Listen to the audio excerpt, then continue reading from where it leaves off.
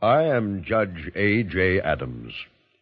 For almost 40 years, I presided over one of the highest criminal courts in the land, and I have learned, above all, that no crime is perfect.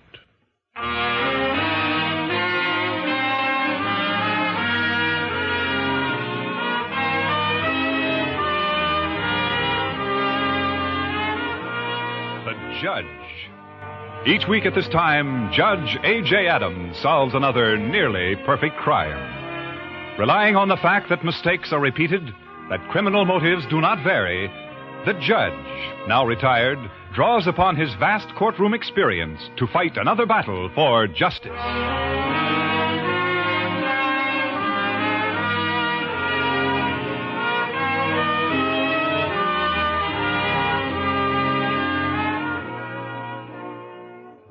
It is evening just outside the palatial home of Mrs. Agatha Winters, one of the town's wealthiest widows. Mrs. Winters lives with her stepson Ronald and her secretary Catherine Shaw. A high solid brick wall surrounds the Winters estate, cutting it off from the rest of the neighborhood. It's 9:30 when a long, sleek convertible pulls up the driveway in front of the mansion and stops. The car door opens and a young man steps out. He starts up the stairs toward the house as a voice from out of the shadows says, Ronnie! What? Ronnie, wait. Julie, what are you doing here? I had to talk to you. Ronnie, why haven't you been to the nightclub to see me? It's been almost a week. I've told you, Julie, it's no use. Ronnie, have you forgotten? We were going to be married. Now, you're only making this more difficult. I'm sorry if I sound brutal, but there's no other way. But, Ronnie, you can't end this. Good night, We've just... Julie. Or perhaps I should say goodbye. Ronnie. Ronnie.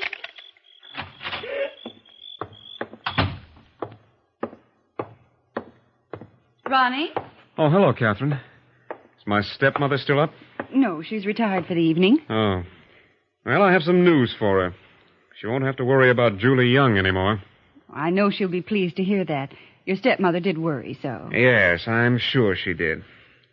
Good night, Catherine. Good night, Ronnie.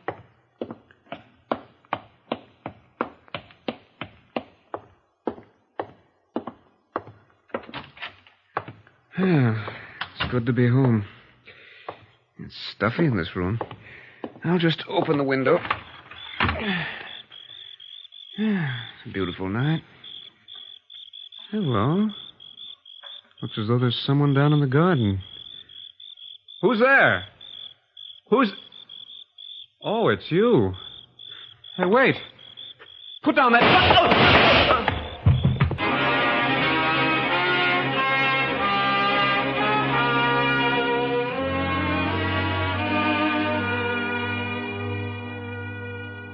It is 30 minutes later. Not many miles away, sitting in his study, is Judge A.J. Adams. Once one of the nation's most fearless fighters against crime, Judge Adams is now retired. However, from time to time, the good judge is pleased to lend his brilliant judicial mind to the cause of justice when called upon by the police. Now the telephone just outside Judge Adams' study rings suddenly. A short, plump woman of about 50 wipes her hands on her apron and walks towards the phone. She is Mrs. Maloney, Judge Adams' faithful housekeeper. She lifts the receiver. Judge Adams' residence? Mrs. Maloney, this is Lieutenant Tommy Ross of the police department. Oh. I wonder if I could disturb the judge for a moment. Well, he's resting in his study, Lieutenant. Can it not wait till the morning? I'm afraid it can't, Mrs. Maloney. This time it's really important. Would you call him to the phone? Well, seeing as how you're an old friend, Lieutenant, but next time... Mrs. Maloney. I'll get him right away. It's them police again, Judge, bothering you at all hours. Mm. Oh, yes, Mrs. Maloney. I'll take it on this extension. Judge Adams speaking. Hello, Judge. This is Tommy Ross. Well, hello, Tommy. What can I do for you? Judge, does the name Agatha Winters register with you? Oh, indeed it does. Mrs. Winters represents one of our very prominent families. In fact, she is the leader of the reform movement in the coming city elections. Exactly, Judge. Mrs. Agatha Winters is chairman of the Citizens Committee Against Crime. Yes. Right now, she's a murder suspect. She what? If this thing breaks in the newspapers, it'll blow the lid off City Hall. Now, Tommy, suppose you try being a little more explicit. Judge, I called to ask if you'd mind coming over to the Winters home right away. I could use your help. You see, Mrs. Agatha Winters' stepson, Ronnie, has just been murdered.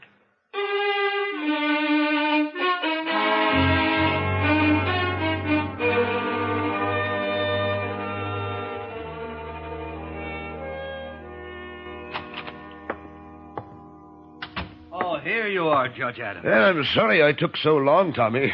The old car doesn't start as easily as it used to. Judge, perhaps we could talk in the library. You're the policeman, Lieutenant.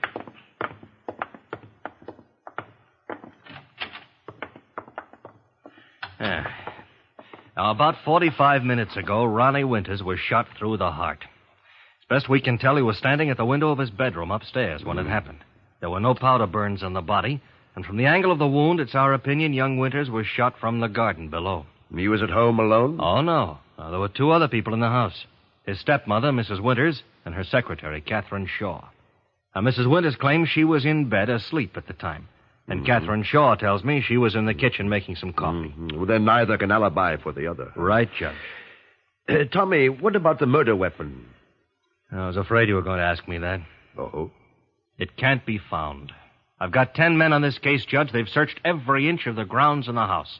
The gun that killed Ronnie Winters has disappeared. I see. Tell me, Tommy, who telephoned the police? Mrs. Winters.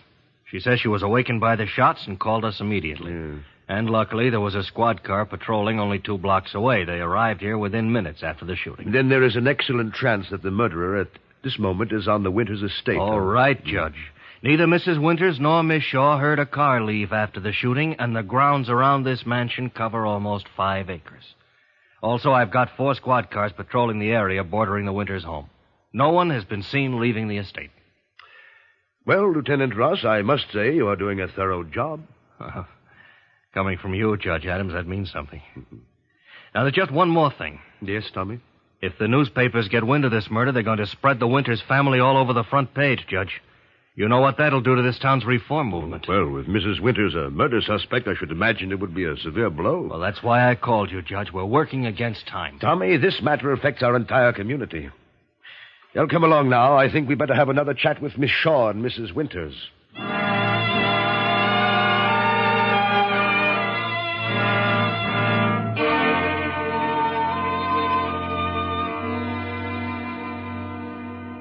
There's Catherine Shaw coming out of Mrs. Winters' room now, Judge. Good. Perhaps Miss Shaw can talk to us. Yeah. Oh, Miss Shaw, Yes, Lieutenant Ross. I would like you to meet Judge A.J. Adams. I'm deeply honored, Judge Adams. How do you do, Miss Shaw? I've read a great deal about your work with the police. Thank you, Miss Shaw. Well, I see right now you are reading Emile Zola's fascinating book, The Human Beast. I think it's one of Zola's best works, Judge Adams. Miss Shaw, I wonder if I might speak with you for a few moments. Of course. Did you discover the body of Ronald Winters? Yes, sir. I was in the kitchen when I heard the shots. I ran upstairs immediately and found Ronnie lying there beneath the windowsill. And Mrs. Winters, when did she arrive? Just a few moments later. She was awakened out of a sound sleep. Miss Shaw, I'm going to ask you a very important question, and I must have a completely frank answer. I'll be glad to answer, Judge Adams. Thank you. Did Mrs. Winters and her stepson get along well? Most of the time, yes, sir. But some of the time they did not. Well, there was one minor matter. Well, please, continue. Ronnie was going with a nightclub singer, Julie Young. Mrs. Winters didn't approve. She asked Ronnie to stop seeing the girl. And did he? Well, there was a scene. At first, Ronnie refused. Then when Mrs. Winters said she wouldn't let Ronnie disgrace the family name, she said... Go on. She'd rather see him dead. Miss Shaw, why haven't you revealed this information to the police? Lieutenant, Mrs. Winters is not only my employer. She's my close personal friend. I'd hate to see her involved. Miss Shaw, that's for the police to decide. Lieutenant Ross is quite correct, but I understand your loyalty. Now, Miss Shaw, tell me, did you know Julie Young? Well, I've never met her. However, tonight when Ronnie came in, he told me he'd broken off with the girl. I checked on this Julie Young, Judge. She works at the Bluebird Cafe. That's a night spot on the other side of town. Miss Shaw, do either you or Mrs. Winters own a gun? Oh, no, Judge. We've never had one in the house. How long have you lived in this house with Mrs. Winters? Almost 4 years. since Mrs. Winter's husband died. Thank you, Miss Shaw. You've been most cooperative. Anything I can do to help, Judge Adams. Anything at all. I shall be happy to call on you. Keeps going in circles, Judge. And still no sign of the murder weapon. Tommy, regarding this Miss Julie Young... Yes, sir? I think you'd better send for her right away. Meanwhile, I'm going to have a talk with Mrs. Agatha Winters.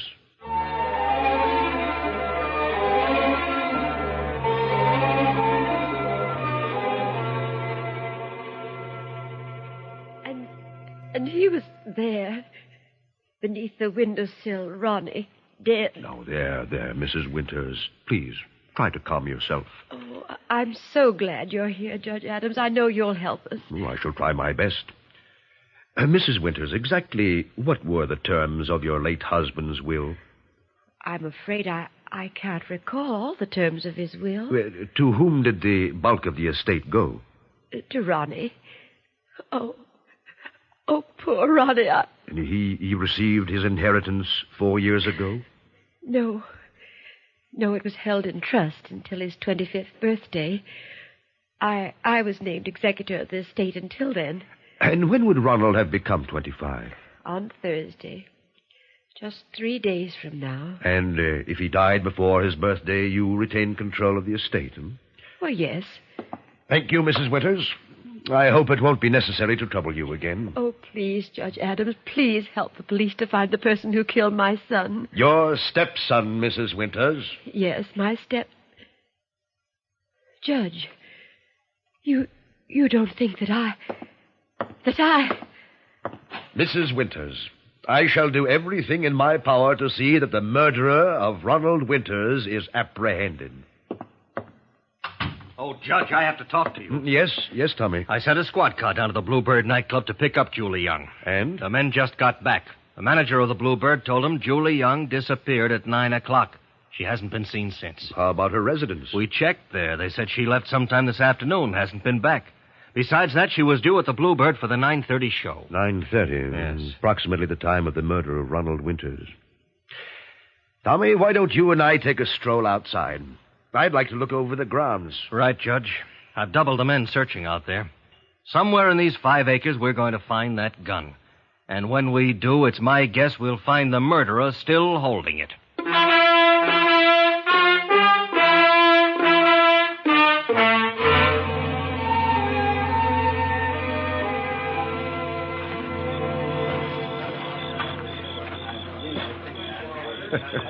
Well, Lieutenant Ross, it appears you have half the city's police force searching for one gun. Oh, I'd have more if they weren't needed elsewhere. Yes.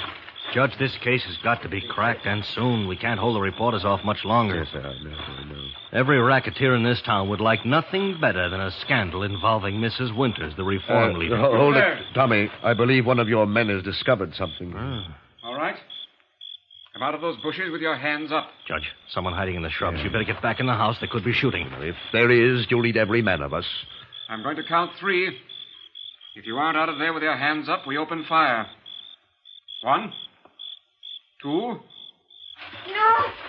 Judge, it's a girl. She's coming this way, Tommy. Don't shoot, please. Don't shoot, Dominic. Now, well, young lady. Hold your fire, man. Judge, are you okay? She ran right into you. Luckily, I'm in better shape than most men my age. All right, now, miss, suppose you tell us your name. Now, she's frightened, Tommy. Here, let me try it. Come here. Miss? Yes. Who are you? My name is Julie Young. Julie Young, the nightclub singer. Please, couldn't we go inside? We'll do better than that, Miss Young. I'm arresting you for the murder of Ronnie Winters.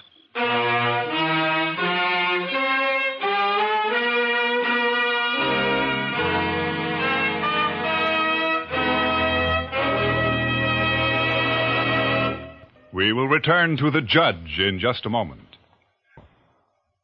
And now the second act of The Judge. And today's story, The Death of the Playboy.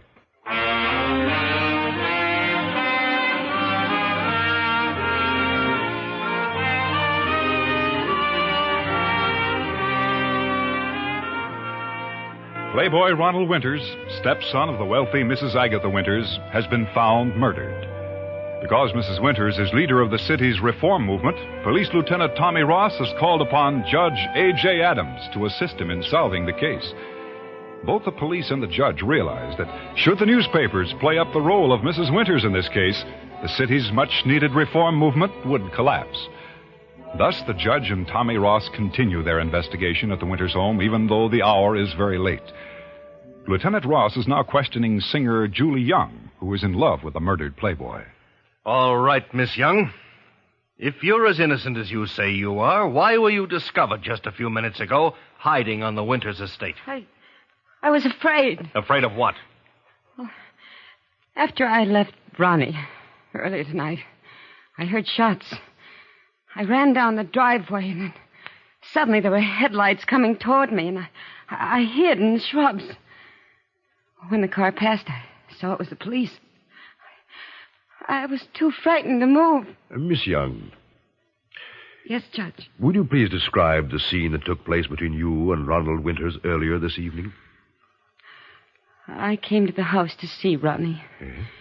It was about 9:30, I guess. Just as I arrived, he drove up in his car. I asked him why he hadn't come to the club to see me.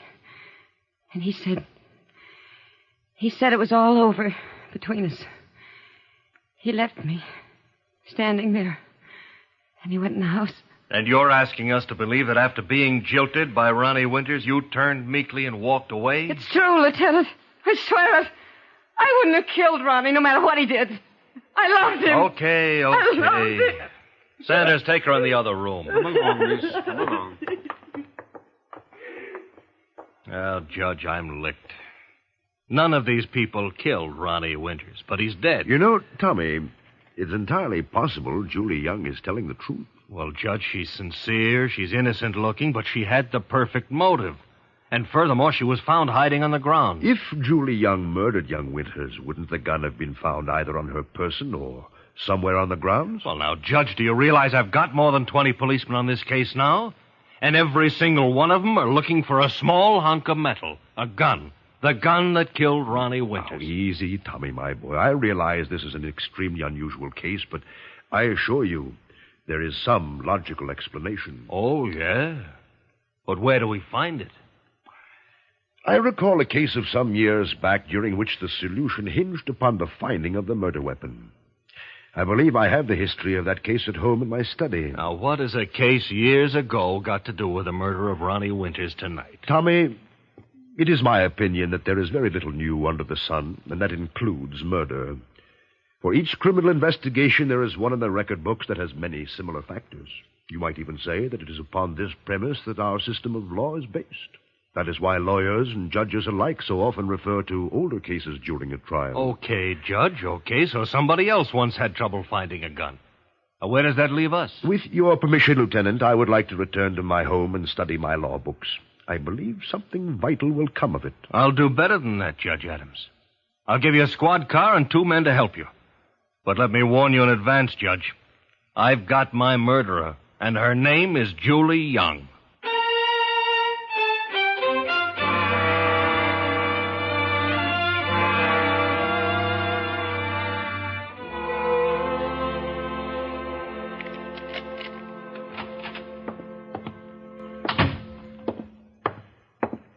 So, you finally came home, Judge Adams. Why, Mrs. Maloney, perhaps I might ask what my housekeeper is doing up at this hour of the night? Keeping track of you, that's what. And where is your hat? I beg your pardon? Judge, I said, where is your hat? Do you want to catch your death on such a cold night? Mrs. Maloney, if you'll excuse me, I have an urgent matter. Urgent enough. 'Tis about time you got some sense in your head. Staying up to all hours and going bareheaded in this weather. Mrs. See here, Judge Adams. You may be very intelligent, like them policemen and newspapers is always saying, but to me, you're just a man who needs taken care of. No hat, indeed. Good night, Mrs. Maloney. In the future, I shall check with you regarding my haberdashery. Now, let me see. Where is that book? Yes, here's the volume I need. I see. Case of... Yes, that's just the case I had in mind. The State of Illinois versus Cartwright. Page. Why, yes. course. It's a very important point. What now, Mrs. Maloney? It's a telephone for you, Judge. Lieutenant Ross. And he says it's very urgent. All right, Mrs. Maloney, thank you. Yes? Judge, Tommy Ross. Yes? You better come back to the Winters home right away. Is something wrong, Tommy? It's that Julie Young dame. She was a bundle of nerves, Judge, so I let her lie down in a spare bedroom. Go on. Well, I used my sympathy instead of my head. Julie Young has escaped. Gee, what? I'll be right there.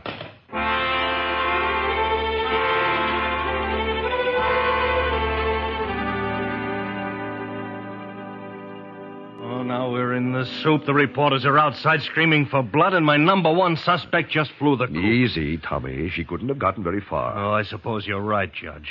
I've got every man searching the grounds for her. But so far as I'm concerned, this proves it. Just as soon as Julie Young is recaptured, she's getting a nice, cozy cell. Tommy, I wonder if I could ask one more favor of Oh, you. Judge, it's getting late. Oh, well, for you, sure. Go ahead. Thank you, Tommy. Could you have your men bring Mrs. Winters and Miss Shaw into the library now? I'm sure you will find it highly informative. I'm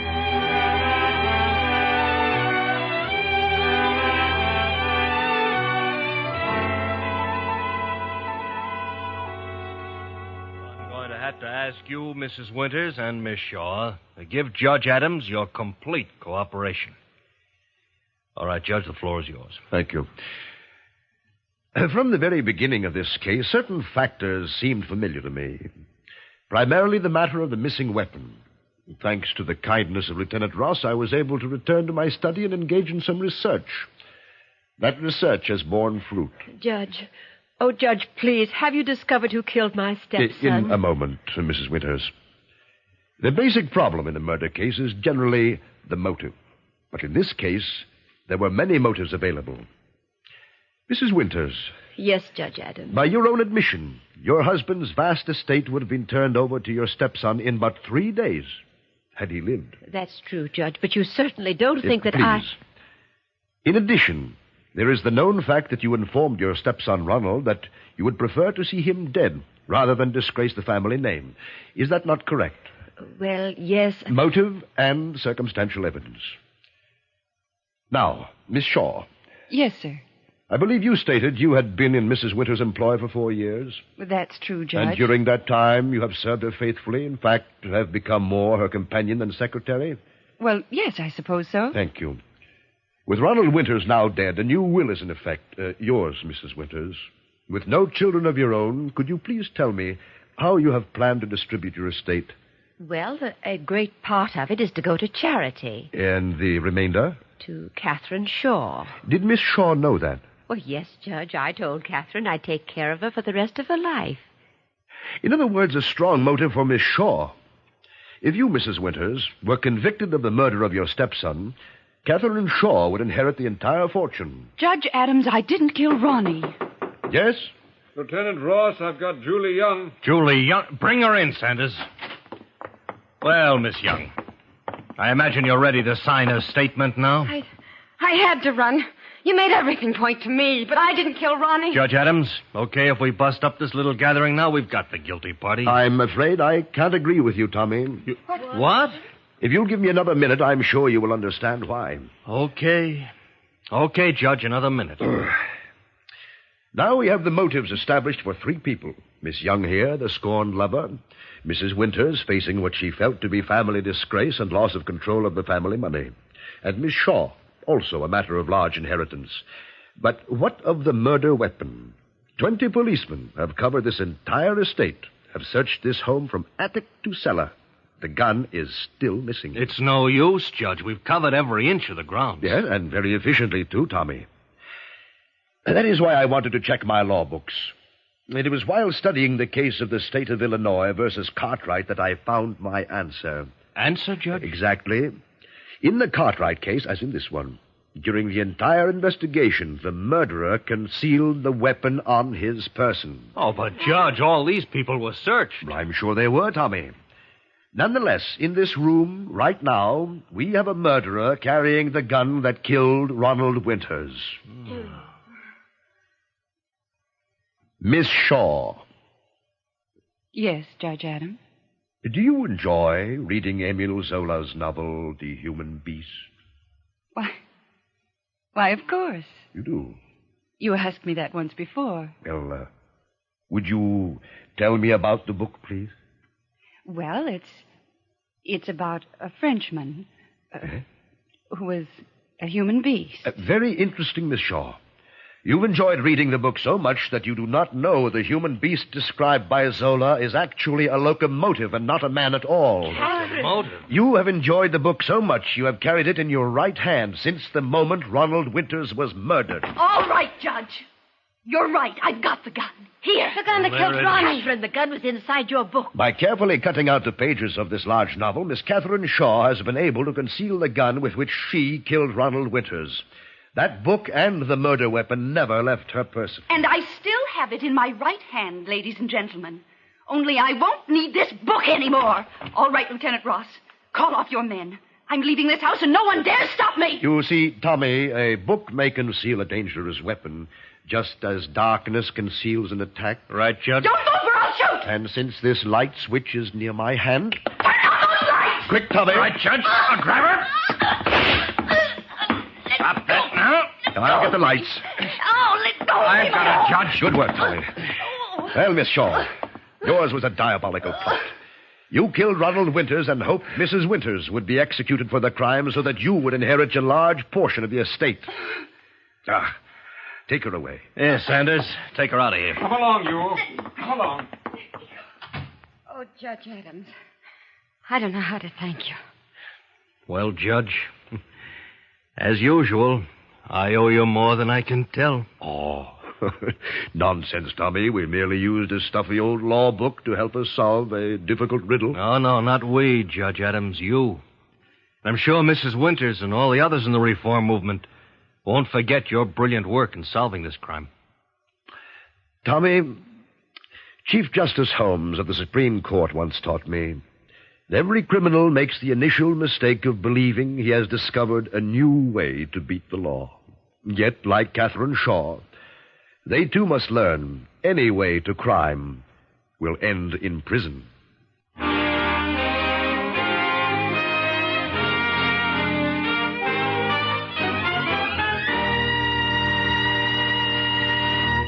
The Judge, under the direction of Norman MacDonald, stars John Dehner and is written by Richard Petticini and William Frug. Featured in today's cast were Georgia Ellis, June Whitley, and Sarah Selby, with Byron Kane and Vivi Janis.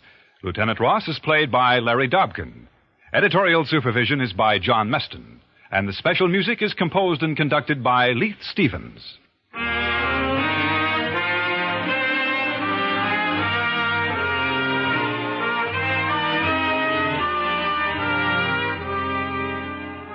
Your announcer, Clarence Cassell. This is the CBS Radio Network.